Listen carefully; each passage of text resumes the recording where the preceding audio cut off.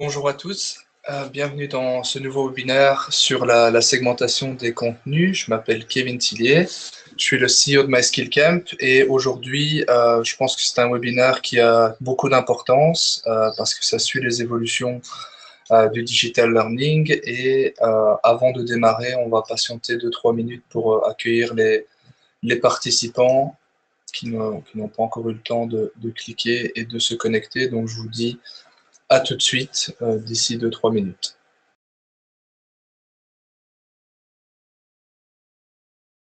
Voilà, peut-être avant de démarrer, en attendant encore quelques instants, je peux déjà vous poser une première question. Donc, je ne sais pas si vous avez l'habitude avec GoToWebinar, mais il y a une petite section où on peut poser des questions et donc interagir avec moi. Je vous répondrai volontiers, donc n'hésitez pas à poser vos questions tout au long du webinaire. Je m'arrêterai de temps à autre. Première question, est-ce que parmi vous, il y en a déjà certains ou certaines qui ont démarré la digitalisation de leur parcours de formation, que ce soit organisme de formation ou entreprise, pour répondre dans les questions et voilà, je verrai ça comme une réponse.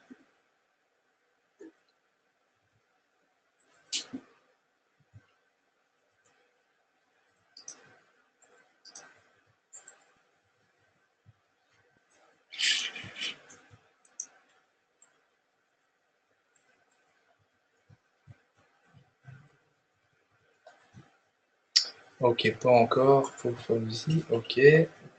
Plutôt organisme de formation ou entreprise ou plutôt indépendant? Ok, pas encore pour Butonan ni Amira, ok. Et donc vous êtes, comme je le disais, entreprise, d'accord. Et donc la digitalisation, vous y réfléchissez? Qu'est-ce que vous faites déjà à l'heure actuelle je suppose, du présentiel, peut-être un peu de blended learning, donc mixte, formation présentielle et formation en ligne, ou pas encore du tout, c'est une piste à explorer?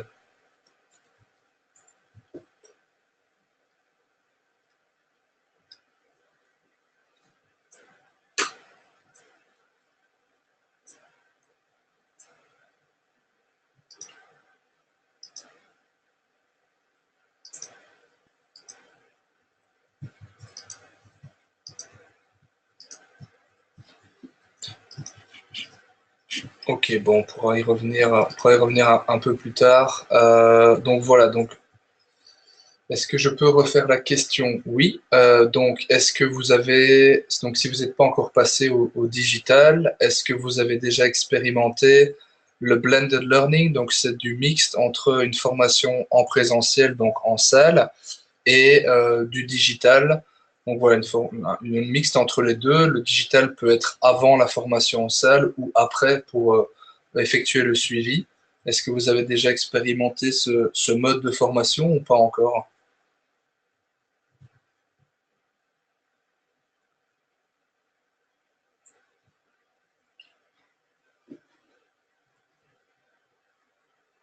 Non, ok, pas encore. D'accord. Bon, ben merci pour les réponses. Donc, on va démarrer tout de suite. Donc, pourquoi segmenter vos contenus de formation?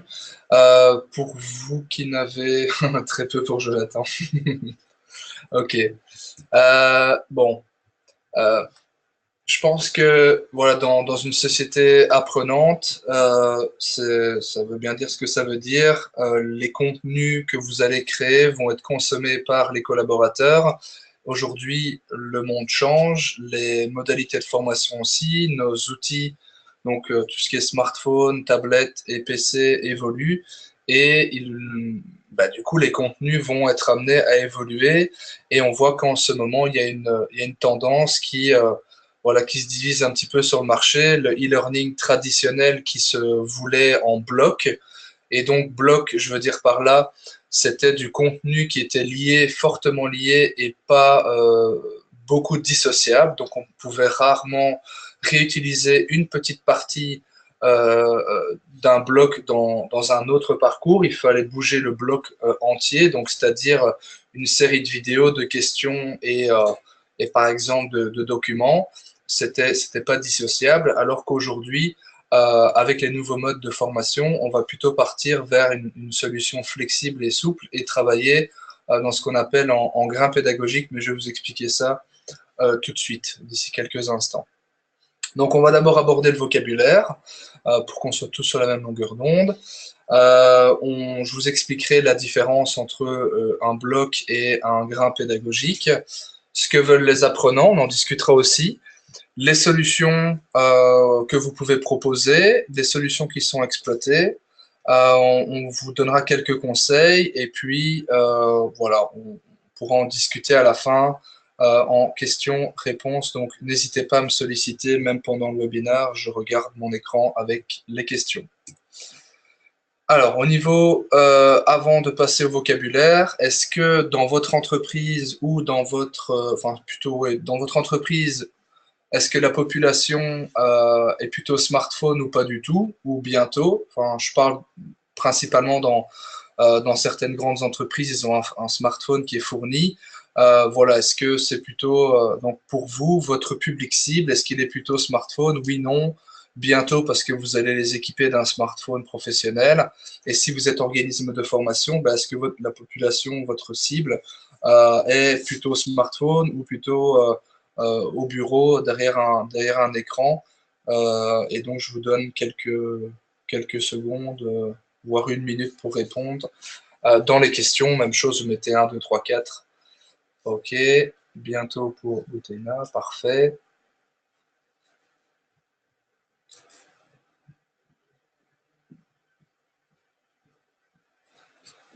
Donc, n'hésitez pas à mettre bientôt pour Amira. OK. Donc, réponse 3. Oui. OK pour Jonathan. OK. Bientôt pour Fauzi. OK, super. Bon, bah, génial. Et donc, sur cette population, oui pour Brigitte. OK. Deuxième question. Est-ce que la plupart du temps, vous, de manière générale, et puis vos collaborateurs, est-ce qu'ils utilisent plutôt le smartphone pour voilà, communiquer, s'informer? Quelle est la culture? Est-ce que c'est plutôt pour se divertir ou pour consommer, voilà, aller sur des applications d'achat en ligne comme on voit Amazon? Quelle est plutôt la tendance chez vous? Je ne sais pas, il y en a certains qui nous ont rejoints depuis. Est-ce que vous avez déjà expérimenté le mobile learning? Donc, c'est la formation à travers un smartphone. C'est aussi un mode de, on va dire, de consommation. Consommer du contenu de formation, c'est aussi tendance à l'heure actuelle. Voilà, quel est entre 1 et 4 pour vous? Comment est utilisé le smartphone? Hop.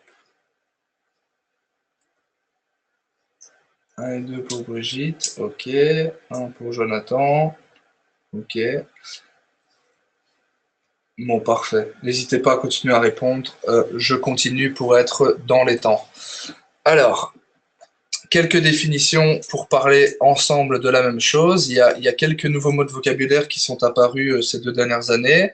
Donc, grain pédagogique, c'est quelque chose qui était très peu utilisé jusqu'à aujourd'hui. Sur le salon Learning Technologies en janvier, on en parlait beaucoup.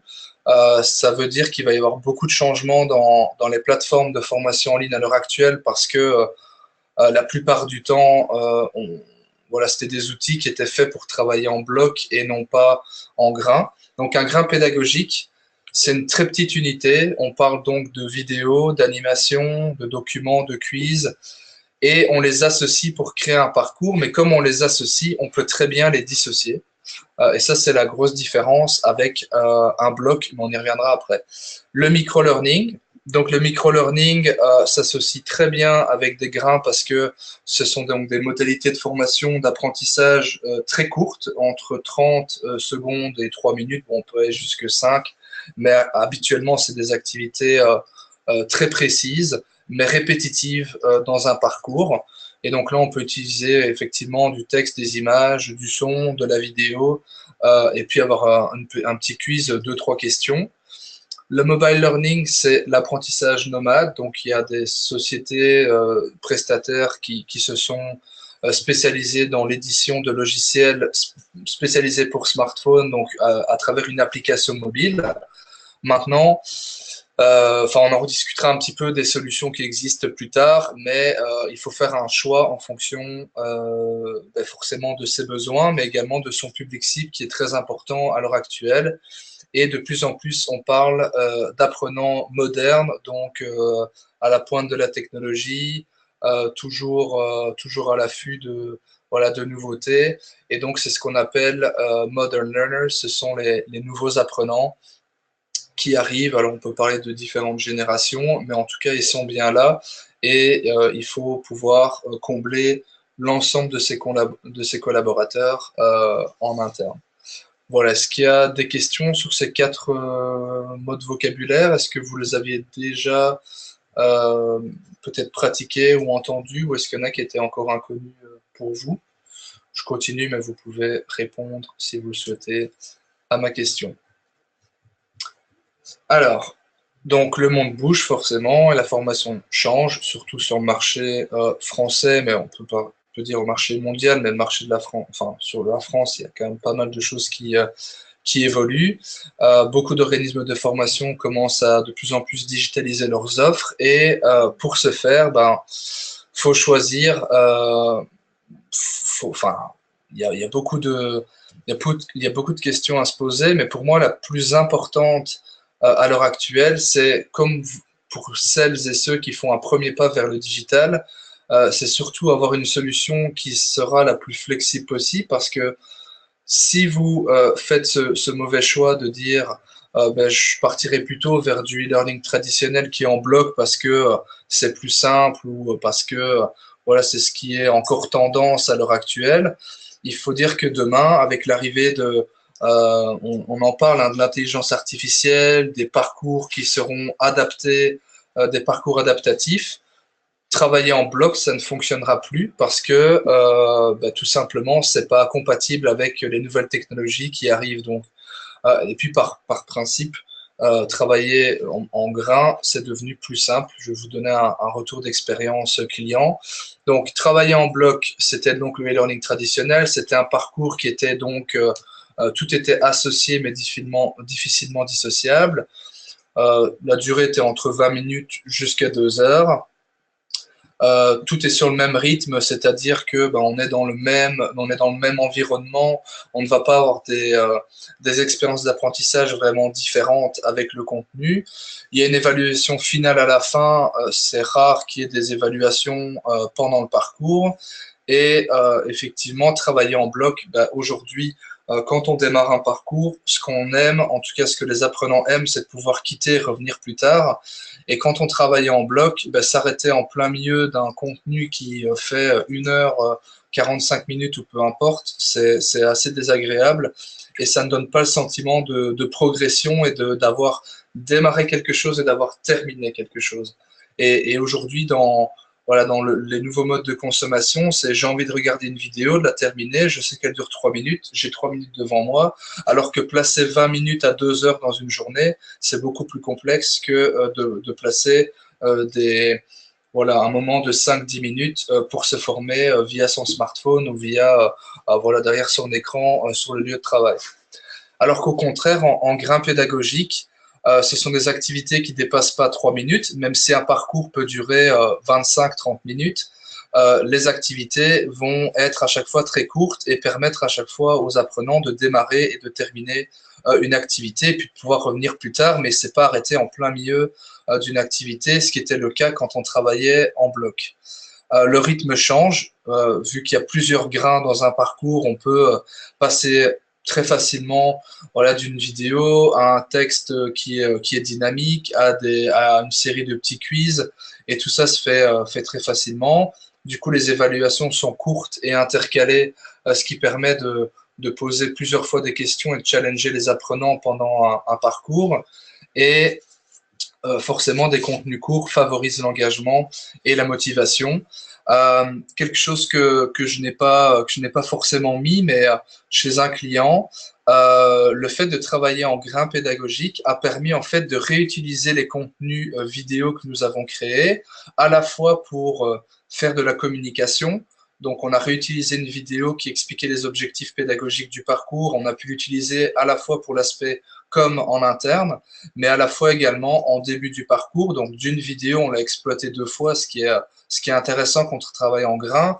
Alors que si on travaille en bloc, ben oui, on peut récupérer la vidéo qui est dedans, mais c'est à chaque fois, enfin, c'est pas, ça va prendre plus de temps. Je dis pas que c'est pas faisable, c'est faisable, mais voilà, ça prend toujours plus de temps de faire ceci. Alors que en grain, ben, tous les contenus sont déjà dissociés, donc on peut simplement les réutiliser. Autre expérience chez un client, le fait de travailler en grain pédagogique pour certains parcours a permis de créer un parcours onboarding avec un mix de contenus qui était dans 3-4 parcours, et ça a créé un parcours onboarding complet pour les nouveaux arrivants. En travaillant en bloc, on n'aurait pas pu faire ça parce qu'on aurait dû combiner les 3-4 parcours ensemble pour faire un parcours onboarding, alors qu'il y a des choses qui n'étaient pas forcément intéressantes, en tout cas tout de suite, pour ces nouveaux arrivants. Donc, travailler en grain, beaucoup plus flexible, beaucoup plus tendance, et vous n'allez pas être coincé dans les 2-3 prochaines années avec l'arrivée des nouvelles technologies. On peut encore travailler en bloc, mais à un moment donné, il faut savoir que ça va coincer. Et dernière chose, travailler en bloc se fait habituellement avec des outils auteurs. Donc des outils auteurs, ce sont des outils comme Articulate Storyline et Adobe Captivate qui permettent de créer des modules d'e-learning. Il faut avoir une expérience dans le digital, il faut avoir été formé à ces outils. C'est pas si simple que ça, j'en ai fait l'expérience, et j'ai décidé de ne pas me spécialiser là-dedans, mais plutôt ce que j'aime bien avec les grains en tant que concepteur pédagogique, c'est que on utilise les outils du rapid learning. Donc ça fait l'objet d'un webinaire précédent. On pourra renvoyer le lien à ceux qui sont intéressés. Il faut savoir qu'on enregistre tous nos webinaires, mais en travaillant en grains, en fait, on peut utiliser les outils du rapid learning, et le rapid learning, c'est créer rapidement, concevoir rapidement des activités comme des vidéos, des présentations, comme là la présentation que je suis en train de vous faire, ou des quiz, sans passer par voilà, une gestion de projet immense, etc. Alors ces outils-là, du rapid learning, il y a GoAnimate, Prezi, Genially et Powtoon. Bon, il y en a d'autres, mais ça, ce sont les 4 que moi, personnellement, je préfère. Et on peut déjà arriver à créer des parcours très sympas. Je vais vous en montrer un tout à l'heure, d'ailleurs, qu'on a réalisé pour un client. Voilà, est-ce que vous avez des questions là-dessus? Je pense que c'est important de se poser 1 minute ou 2 là-dessus si vous avez des questions, bien évidemment. Sinon, je continue. Je vous laisse écrire.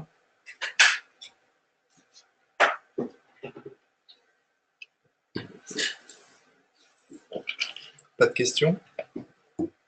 Ok. Hop. Je vois qu'il y a... Si jamais, je vous laisse un petit peu le temps d'écrire et puis je répondrai.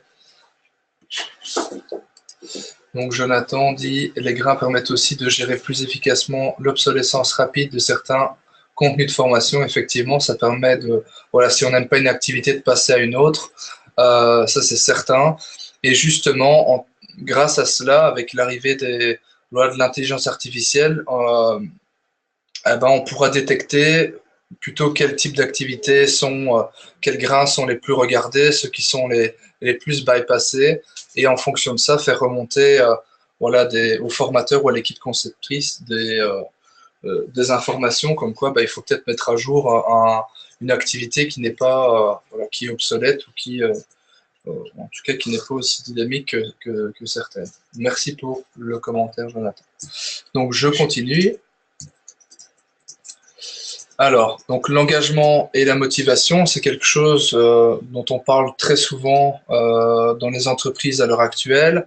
Comment arriver à engager, à motiver? Je pense que l'engagement ne se fait pas que sur les contenus, mais se fait aussi sur la plateforme et l'usage qu'on en fait dans l'entreprise. On en reviendra un petit peu plus tard, mais il y a des nouveaux outils qui arrivent et qui sont spécialisés dans l'engagement. Et puis au niveau de la motivation, ça forcément, il faut avoir fait une bonne analyse avec la méthode ADI, donc qui est une méthode pour concevoir ces modules d'e-learning. Et dans la méthode ADI, la première partie, c'est le A qui est l'analyse de son public cible, des contenus à aborder et en partie le storyboard. Et c'est grâce à ça qu'on arrive à voilà, bien calibrer, à définir les contenus qui vont devoir être créés pour votre public cible. Voilà, donc l'engagement et motivation, à la fois sur les contenus, mais à la fois aussi sur les plateformes sur lesquelles vous diffusez votre contenu. Alors, ce que veulent les apprenants, il y a plusieurs choses qu'ils veulent. Premièrement, je pense que tout le monde connaît voilà, ce mot-là, Atawadak, donc anytime, anywhere, any device, any content. Donc, ils veulent de la flexibilité dans les contenus, pouvoir arrêter et démarrer quand ils veulent, reprendre quand ils veulent, nomade, partout, en tout temps, sur tout support. Mais ça veut dire aussi qu'aujourd'hui, avec les applications mobiles, on peut faire du offline. Donc, les parcours sont téléchargeables sur son smartphone dans la mémoire du téléphone. Et quand on est dans les transports en commun, on peut facilement voilà, se former entre 3 et 5 minutes. Je pense que sur Paris, c'est quelque chose qui se fait de plus en plus. Mais même voilà, ailleurs, mais surtout en étant un petit peu sur Paris, je vois ces modes de diffusion qui sont de plus en plus répandus. Et any content, il faut que les apprenants puissent avoir de la diversité dans leur contenu, pas toujours des vidéos, pas toujours du texte, pas toujours un PDF, pas toujours des quiz non plus. Il faut avoir un équilibre et cet équilibre, on le crée dans le storyboard qui a été donc créé en fonction du public cible et des attentes. Alors, au niveau des solutions qui sont à proposer, donc il y a de plus en plus d'offres sur le marché. Il faut de la diversité. Quand vous proposez du contenu, donc il faut de la diversité dans les animations, dans les vidéos, dans les documents. On peut même aujourd'hui parler de serious game qui est très abordable. Avant, un serious game, c'était allez, facilement dans les 50 000 euros. Aujourd'hui, on peut produire un serious game avec un budget de 1 1 500 euros parce qu'il y a déjà des outils qui permettent de créer ses propres serious games. Moi, ce que je propose et ce que je suggère toujours pour une entreprise ou un organisme de formation qui démarre dans la digitalisation, pour vous, organisme de formation, c'est votre métier de passer au digital parce que c'est vous fournisseur, enfin vous êtes fournisseur de contenu pour des entreprises et donc plutôt choisir si vous souhaitez être accompagné, si vous souhaitez faire cette étape franchir ce cap de la digitalisation, vous faire accompagner et en profiter pour former vos formateurs en interne afin d'être autonome. Puis on peut faire la même chose en entreprise. On le fait chez beaucoup de clients d'ailleurs. Ça fait partie de l'onboarding. C'est comment passer au digital. Il faut être malin. Il faut passer toujours par une société externe pour créer du contenu. Ça coûte vite très cher. Alors que vous pouvez en profiter pour passer par des entreprises qui vont vous accompagner et vous former dans ces outils. Donc la diversité. Il n'y a personne d'autre de mieux que vous pour la créer et il faut que vous soyez autonome sur cette digitalisation. Alors, responsive, aujourd'hui, essayez de trouver des solutions qui sont sur tout support, même sur mobile. Être interactif, donc être interactif et collaboratif avec l'aspect social, pour moi, on pourrait les mettre tous les deux dans le même panier. Enfin, interactif, c'est l'interaction qu'on a sur le smartphone ou dans l'outil. Donc ça dépend le design et l'ergonomie de la plateforme que vous souhaitez choisir. Et puis l'aspect social et collaboratif, on parle beaucoup de social learning aujourd'hui. Donc c'est la possibilité pour des apprenants et des formateurs d'interagir ensemble. Alors il y a beaucoup de sortes de social learning. Si vous allez voir plusieurs prestataires, il y en a qui copie, tout le monde a un peu copié sur les réseaux sociaux forcément. Donc c'est-à-dire que quand on suit son parcours, on peut discuter, etc. Mais l'inconvénient de ça, c'est que c'est mis à côté du parcours, c'est pas intégré. Il n'y a pas un objectif pédagogique à aller discuter. Sur le côté, c'est plutôt si j'ai une question, je peux la poser, mais ça n'a pas un but réel. Il n'y a pas d'objectif pédagogique. Vous avez la possibilité d'interagir aussi dans la communauté, dans les groupes ou autres. Bon, ça c'est bien, ça ressemble à un fil d'actualité. Et ce que nous avons mis en place chez MySkillCamp en réfléchissant avec quelques entreprises, c'est justement prendre cet aspect social qu'on appelle chez nous un échange et l'intégrer dans un parcours de formation. Grâce à ça, ça devient vraiment une activité pédagogique et collaborative où tout le monde peut venir poster un commentaire. Et souvent dans les entreprises, ils utilisent ce type d'activité pour avoir un retour d'expérience terrain. Donc, une fois que la formation a été suivie, on invite les apprenants à aller sur le terrain, mettre en pratique et revenir 1 ou 2 mois plus tard et venir poster leur expérience. Grâce à ça, ça donne 2 retours. Premièrement, à l'équipe conceptrice, mais tiens, si est-ce qu'on n'a pas oublié un contenu ou est-ce qu'on ne devrait pas améliorer le contenu de la formation pour la prochaine session. Et puis, ça donne du feedback voilà, à l'entreprise de manière générale sur comment est utilisée cette méthode sur le terrain, ou comment est utilisé ce logiciel sur le terrain, enfin, peu importe, est-ce qu'il y a des grandes difficultés, est-ce qu'on doit mettre en place des nouvelles formations, mais à ce moment-là, en présentiel. Enfin, voilà, on pourrait en tirer un tas d'informations parce que tout le monde a participé à cette conversation et voilà, c'était une activité comme une autre. Et là, ça a un réel but et objectif pédagogique que ce soit bêtement mis à côté. Si jamais quelqu'un a une question, on sait que c'est pas très utilisé. Alors, hop, on passe au suivant. Donc, des supports à exploiter. Donc là, je propose, je vais vous faire une petite démo rapidement de MySkillCamp pour vous montrer comment on peut créer des contenus, donc des parcours avec des grains pédagogiques. Nous, on a fait ce choix-là il y a 6 mois de modifier ou d'adapter notre logiciel pour ces nouveaux modes de diffusion. Donc, je vais vous montrer à quoi ça ressemble. Et hop, voilà. Ok, Jonathan dit excellent. Très bon moyen d'améliorer le transfert des acquis de la formation. Les apprenants sont responsabilisés. Ils sont soutenus. Effectivement, Jonathan, c'est pour ça que c'est apprécié en entreprise pour avoir des feedbacks retour terrain. Alors, hop. Donc, pour ceux qui ne connaissent pas encore MySkillCamp, donc nous sommes un LCMS, donc Learning Content Management System. Donc, vous pouvez administrer vos formations en ligne, donc formation e-learning et blended learning, mais également, nous sortons une fonctionnalité ce soir que nous avons développée avec le groupe Volkswagen en Belgique, qui est également la gestion des formations en salle, tout simplement pour essayer, voilà, dans leur stratégie, mais ça fait partie de la stratégie de beaucoup d'entreprises, c'est d'avoir un outil global. Quand je pense formation, que ce soit présentiel, blended learning ou full digital, je vais dans MySkillCamp pour m'inscrire à des formations, suivre des formations. Et c'était plus simple pour une entreprise d'avoir un outil global par lequel ils puissent tout doucement digitaliser leur parcours présentiel en passant en blended avec des vidéos ou des évaluations à chaud après la formation en présentiel. Enfin, voilà, vraiment quand je pense formation, je vais dans MySkillCamp et pas quand je pense formation présentielle, je vais dans mon TMS, donc Training Management System, ou alors quand je pense e-learning, je vais dans la plateforme d'e-learning. Non, là, tout est centralisé à un seul et même endroit. Donc ici, ce que vous voyez, c'est le tableau de bord d'un administrateur. Donc tous les utilisateurs ont ces onglets. Donc mes formations, mes stats, mon catalogue, mes groupes, mes corrections, mon fil d'actualité.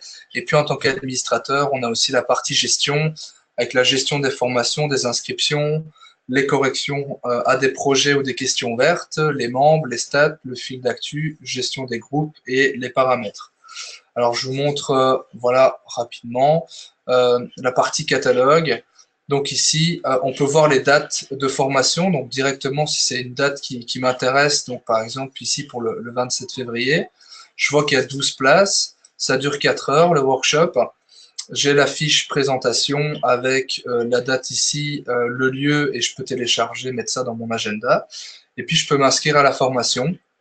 Et donc, une fois que je m'inscris, j'ai, hop, alors une fois que je m'inscris, moi je pense que, bon c'est pas grave, je vais aller m'inscrire, hop, à celle-ci. Est-ce que j'ai mis validation du manager? C'est peut-être pas ça. Bon, j'irai voir après ce qu'il se passe. Je vais aller dans le studio qui est la création et la diffusion des parcours de formation. Donc ça, c'est ce qu'on appelle un outil auteur. Donc il y a des outils auteurs qui permettent de créer des parcours et il y a des outils auteurs qui permettent de créer le contenu directement. Donc nous, on a fait le choix d'être un outil auteur qui permet d'agencer, de créer son parcours et d'intégrer dedans des contenus qui ont été créés avec des outils comme GoAnimate, avec Powtoon, avec Genially et avec d'autres outils. Donc, hop, je peux donc créer mon parcours. Ici, j'ai l'affiche du parcours, donc je peux mettre, hop, voilà, le management minute. J'ai la présentation du parcours ici que je peux expliquer, mes prérequis, le public concerné, les compétences visées, la durée de la formation, la langue, le temps de travail hebdomadaire estimatif pour les OPCA, les compétences et le type. Est-ce que c'est une formation en présentiel ou en blended learning? Puis vous pouvez mettre également, c'est une formation d'accompagnement sur le terrain pour faire du mentoring ou slash tutorat. Est-ce que c'est un MOOC? Est-ce que c'est un COOC? Est-ce que c'est un SPOC? Bon, pour ce vocabulaire, rapidement, donc un MOOC, c'est un cours en ligne qui est gratuit, qui est massif pour tout le monde. Un COOC, c'est corporate à la place de M de massif. Donc là, ce sont des formations qui sont pour un groupe entier. Donc, par exemple, chez Solvay, sur Paris, on a digitalisé un COOC pour eux, un COOC qui dure 1 an, donc un module par mois. Et donc, c'est une formation qui est à disposition des 27 000 salariés, mais par contre, ce n'est que à destination des salariés, mais il y a beaucoup d'utilisateurs dans le parcours, donc on appelle ça un COOC. Et SPOC, c'est Small Private Open Course, donc c'est un cours privé, mais qui a un nombre d'utilisateurs limité. Et il faut s'inscrire. Donc, c'est pas ouvert à tout le public. Il faut s'inscrire ou il faut faire la demande d'inscription. Donc, je vais mettre Blended Learning. Alors ici, sur le côté, vous avez l'aspect collaboration. Vous pouvez rajouter des utilisateurs pour collaborer sur l'édition du parcours. Et en revenant ici, donc j'ai la présentation et puis j'ai donc des sections. Des sections, c'est comme des étapes, c'est comme des modules, c'est comme des chapitres. Nous, on appelait ça une section. Et donc ici, je peux mettre OK, première étape. J'ai donc la possibilité d'importer une vidéo ou une image ou quelque chose pour illustrer la première étape ou peut-être les objectifs de cette première étape. Et en dessous, j'ai mes activités que je peux créer. Donc, une page blanche, un fichier SCORM. Alors, le fichier SCORM, c'est une norme entre toutes les plateformes d'e-learning. Donc, c'est une norme de transférabilité. Donc, voilà, si vous êtes déjà chez un prestataire et que vous voulez récupérer vos contenus, il doit vous les rendre sous format fichier SCORM 1.2 ou 2004 et vous pouvez les réimporter dans la plateforme. Mais également, en créant avec des outils auteurs externes comme Articulate, vous pouvez exporter en fichier SCORM et les importer dans la plateforme également. Donc, voilà, c'est une norme de transférabilité. On peut importer des médias. Donc, la même chose, importer des vidéos directement ici ou accéder à votre bibliothèque ou depuis Internet si on veut mettre un embed code, donc un code embarqué ou une URL directement. Donc, moi, je vais aller mettre voilà, cette vidéo ici. Hop, et donc, voilà, regardez la vidéo. Mettre un titre. Chaque document que vous importez peut être téléchargeable. Et ensuite, je rajoute d'autres activités. Donc, vous pouvez rajouter des projets, donc demander aux apprenants d'être producteurs de contenu et donc de rendre un projet sous format n'importe quel fichier, vidéo, PDF, PowerPoint, ou leur demander de répondre via un texte. Hop, vous avez la création de quiz. Et dans les quiz, on a 8 types de questions, donc tout ce qui est QCM, vrai ou faux, texte libre, question ouverte, question fermée, texte à trous, phrase à réordonner, association, catégorie. Catégorie est assez sympa. Donc à chaque fois, vous avez le template où vous pouvez mettre des vidéos de mise en situation ou des images ou du texte ou ce que vous voulez ou même un son à écouter. Et ils doivent associer ce mot, cette image ou ce son ou cette vidéo à une catégorie. Et les catégories sont les mêmes pour tout ce que vous importez. Donc ici, si je mets par exemple Facebook et en dessous, hop, Twitter, je pourrais mettre l'image du logo Facebook et l'image du logo Twitter, et donc dire ça c'est plutôt Twitter et là c'est plutôt Facebook, et d'associer les deux. Et puis je peux rajouter d'autres choix, et donc vous pourrez avoir une série, et donc ça en crée un petit jeu. Voilà. Alors ensuite, nous avons réponse à réordonner. Donc ça, c'est assez simple, c'est remettre un process dans le bon ordre. Et pour chaque question, vous avez des options, mettre une pondération, mettre un indice et donc ils perdent la moitié des points. Et au niveau de la correction, pouvoir mettre un feedback, même si j'ai bon, si j'ai mauvais. Mais c'est surtout l'opportunité de remettre si la personne a faux, de remettre si vous avez travaillé en grain, de dire si vous avez une vidéo qui présente un concept sur le management en 3 minutes et que cette question ne concerne que les 30 premières secondes, vous pouvez couper la vidéo jusqu'aux 30 premières secondes et l'importer ici. Et donc, si l'apprenant a faux, forcément, il pourra revoir cette vidéo de 30 secondes dans son feedback à la question, ce qui est toujours mieux d'avoir cette culture du feedback.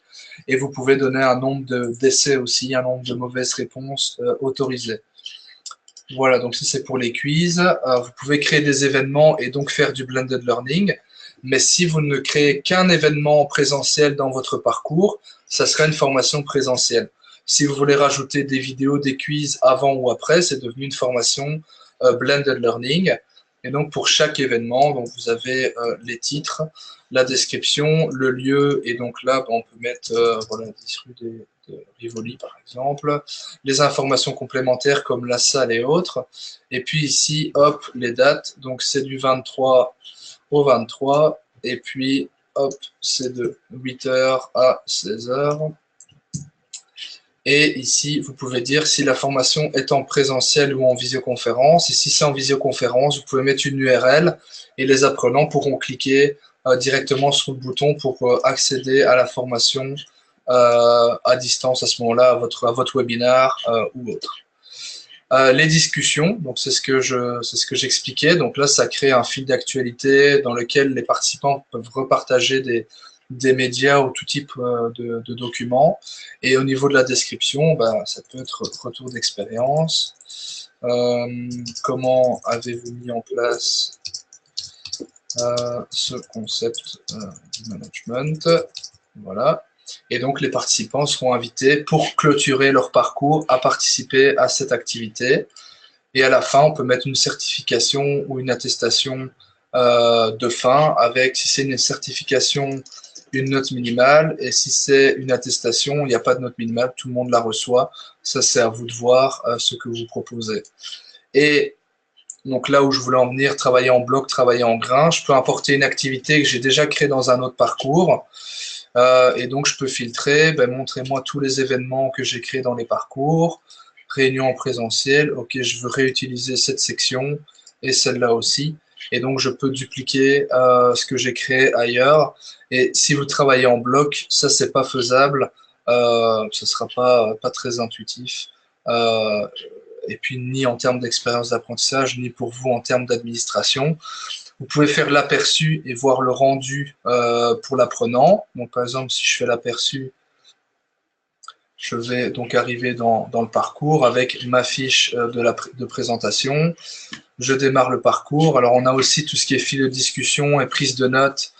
Mais ce fil de discussion-là est pour le parcours de manière globale. Donc, si on veut, on peut poser une question. Mais ce que je disais, c'est que ce n'était pas très utilisé.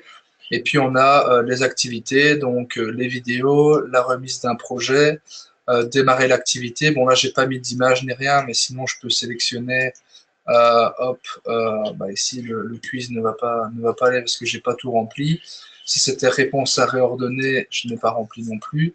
L'aspect workshop où je peux télécharger, exporter pour mettre dans mon calendrier cet événement. Les échanges où là je peux poster un commentaire et à la fin mon certificat, bon là je n'avais rien pré-rempli non plus.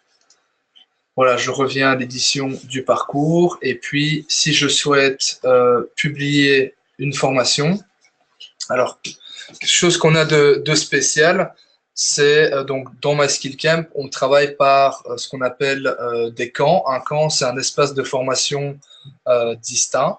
Et en fait, on est multi-compte. Donc, ça veut dire qu'à partir d'une adresse email, vous pouvez être connecté à plusieurs espaces de formation. Quel est l'avantage?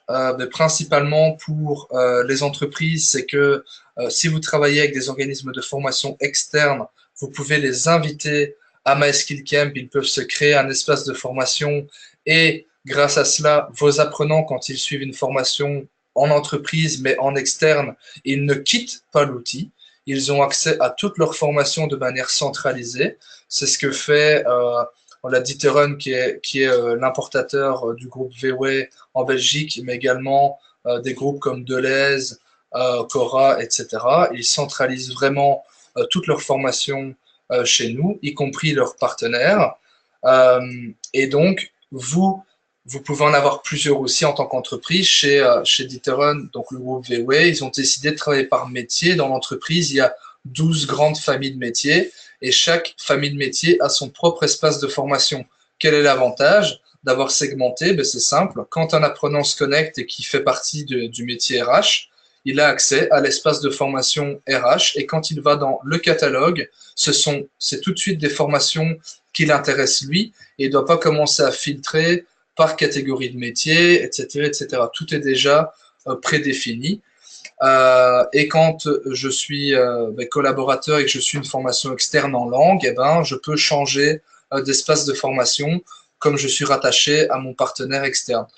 Donc, si vous souhaitez créer une formation qui est transversale pour tous les métiers, vous pouvez sélectionner plusieurs espaces de formation dans lesquels ce parcours va être publié. Sinon, vous pouvez choisir juste celui qui vous concerne.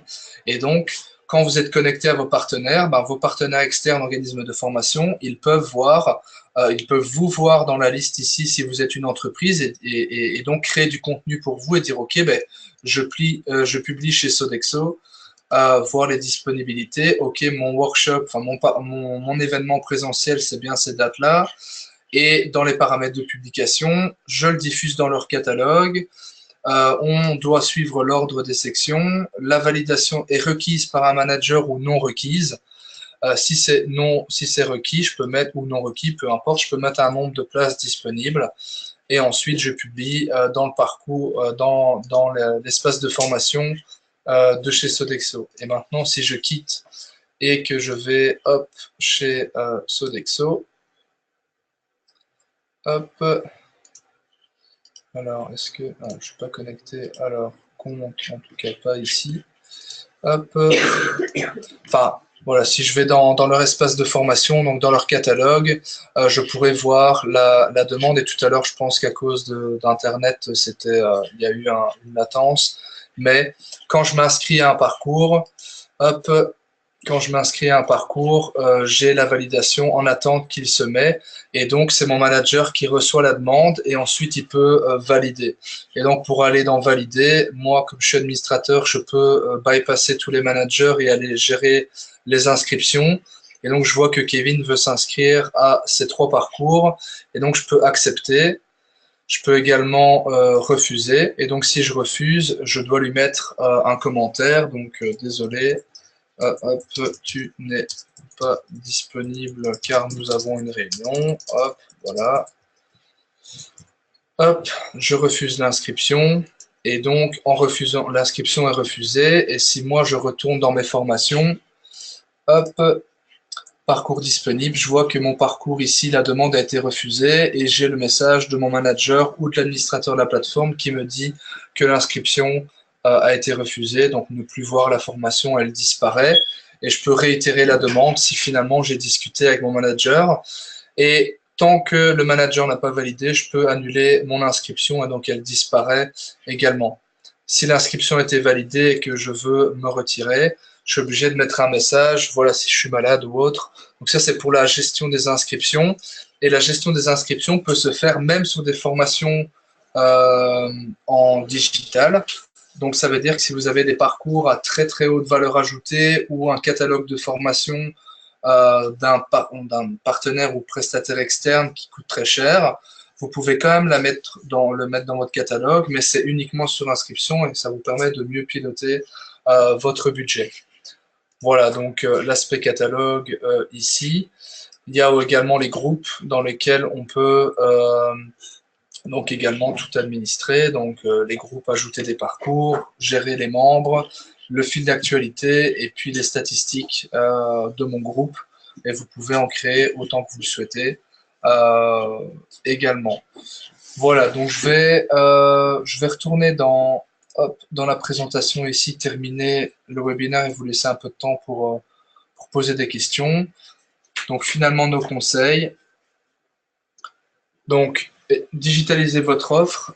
Sur Paris, l'AGFOS, si vous connaissez, accompagne les organismes de formation dans leur transformation digitale. Si vous passez par un partenaire externe comme MySkillCamp, et ils peuvent financer jusqu'à 80% le montant global de votre digitalisation. Essayez que vos contenus ou que les outils que vous choisissez soient responsives. Travaillez plutôt en micro-learning et mettez en place du social learning, mais de manière intelligente, parce que le social learning, si c'est pas bien géré, ça demande quelques ressources humaines, ça n'aura pas vraiment un impact. Et quand on parle du coup responsive, l'aspect mobile, mobile learning est également important. Donc, chez MySkillCamp, on a une application mobile qui permet justement aux apprenants de consulter leur catalogue, de s'inscrire à des formations, enfin, toutes les fonctionnalités que vous avez vues dans la plateforme, c'est possible. Et placer l'apprenant vraiment au centre du dispositif. Si vous placez l'apprenant au centre du dispositif, que ce soit dans vos projets pilotes, c'est hyper important.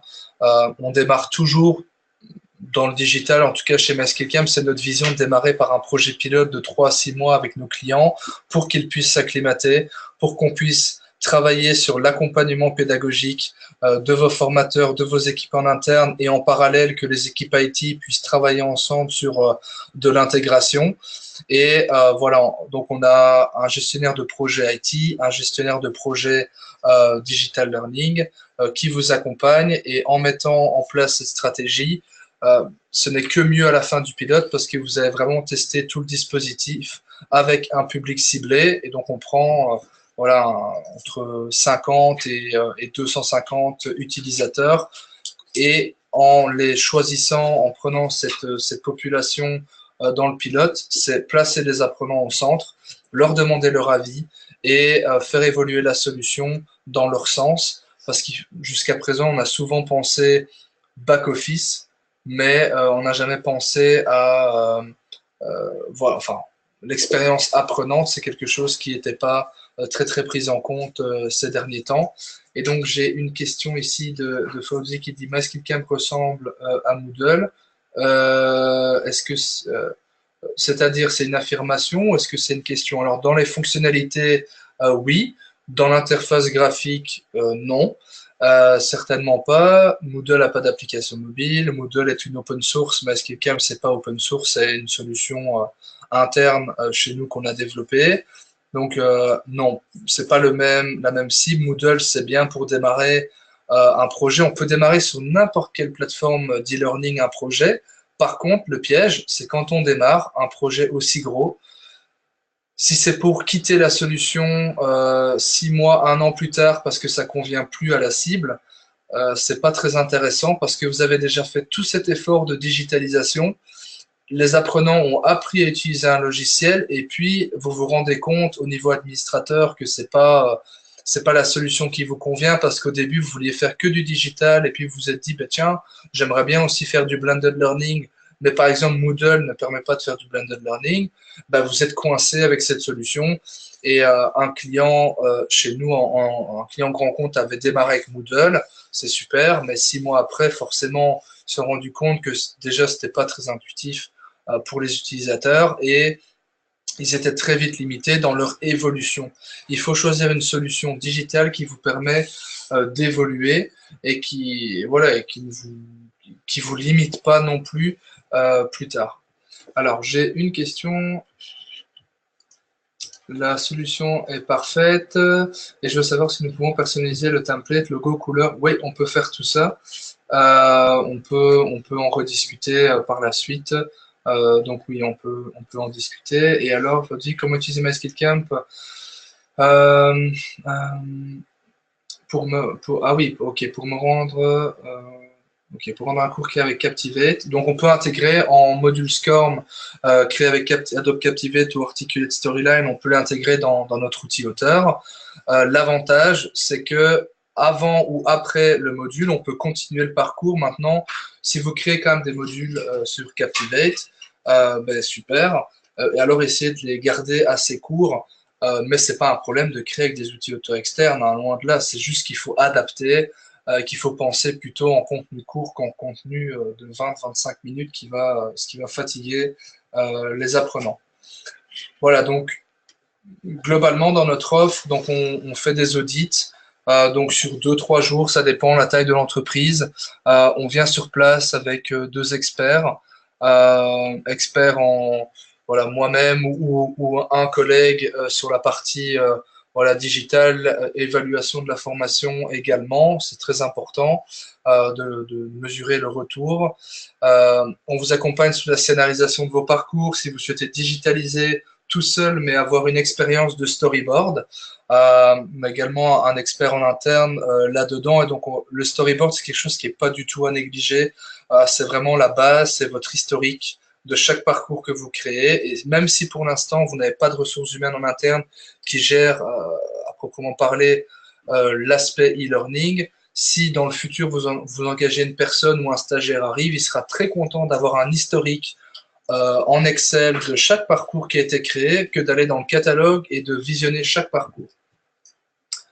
Alors, Boutena, sur Moodle, on peut créer des exercices Poodle et pour cette solution, est-il possible j'ai pas très bien compris la question. Est-ce que c'est possible d'utiliser Poodle dans MySkillCamp Faudrait que...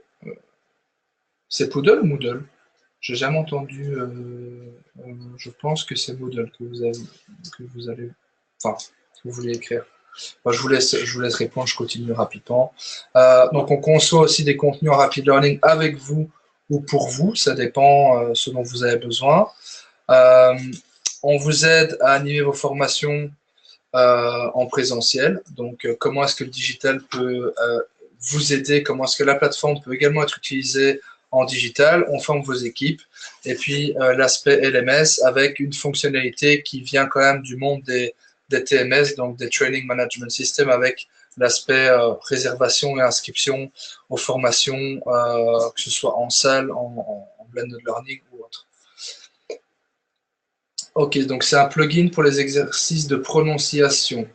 Ok, je ne connaissais pas, mais ce serait, je vais aller voir, c'est intéressant de voir. C'est pour travailler les formations donc les formations en langue alors.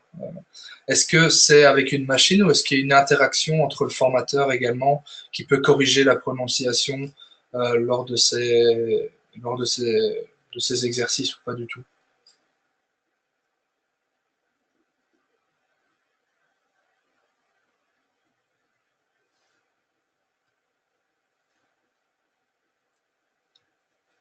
Bon, je vous laisse répondre. Enfin, de toute façon, c'était terminé. Donc voilà, si vous avez des questions, allez-y. Si vous souhaitez avoir une démo plus personnalisée avec voilà, voir la customisation, on peut en rediscuter. Je vais vous laisser mon email dans le chat. Hop, je vais le mettre directement ici. Donc moi, c'est Kevin Tillier, donc kevin@myskillcamp.com. Vous pouvez m'envoyer un email et puis on peut prévoir un meeting par Skype et refaire une démo plus personnalisée avec, en prenant en compte votre entreprise et votre organisme de formation. Ça dépend lequel vous avez. Voilà, est-ce que vous avez encore des questions si vous souhaitez revoir le webinaire, donc il a été enregistré et il sera republié sur notre blog et vous recevrez donc un email. Voilà. Alors, donc j'ai une question. J'ai pas compris Atawadak. Donc Atawadak, donc c'est un acronyme. Je retourne dessus. Où est-ce qu'il est? Hop, pas ici. Pas ici non plus. Hop, juste là. Hop. Voilà. Donc c'est un acronyme pour dire donc anytime. Donc au niveau de la flexibilité, c'est je peux me former quand je veux. Anywhere, c'est nomade, donc je peux me former quand je veux pour anytime et où je veux pour anywhere. Any device, c'est sur tout support, donc que ce soit une application mobile, une tablette ou un PC. Et any content, c'est je peux lire tout type de contenu ou je peux importer dans la plateforme tout type de contenu. Que ce soit des fichiers, des vidéos, du texte, des quiz. Voilà, j'ai une multitude d'activités pédagogiques qui me sont proposées et je ne suis pas limité à juste du texte ou à juste de la vidéo et des quiz. C'est une manière de, voilà, de diversifier vos contenus. Est-ce que ça répond à la question?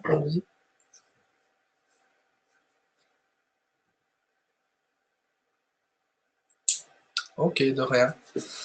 Est-ce qu'il y a d'autres questions? N'hésitez pas, je suis là pour ça.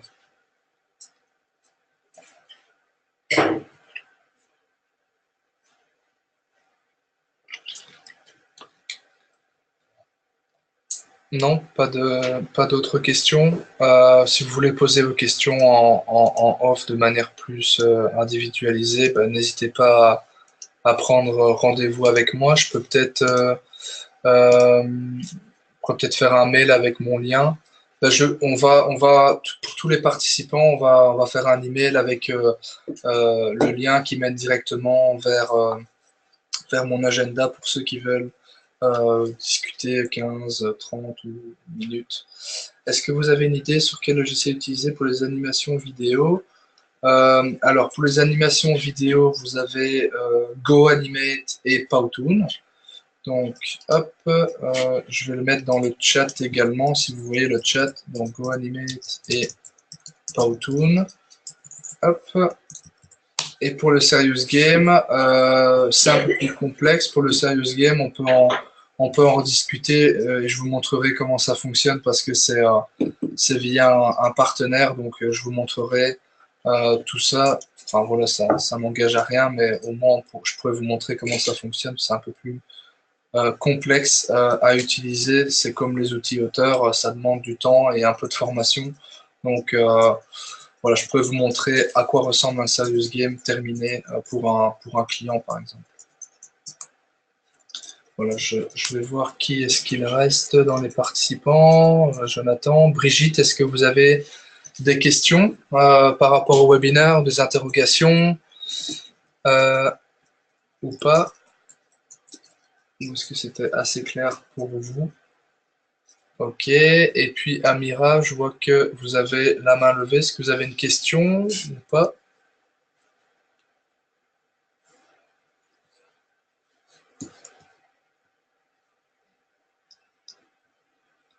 Ok.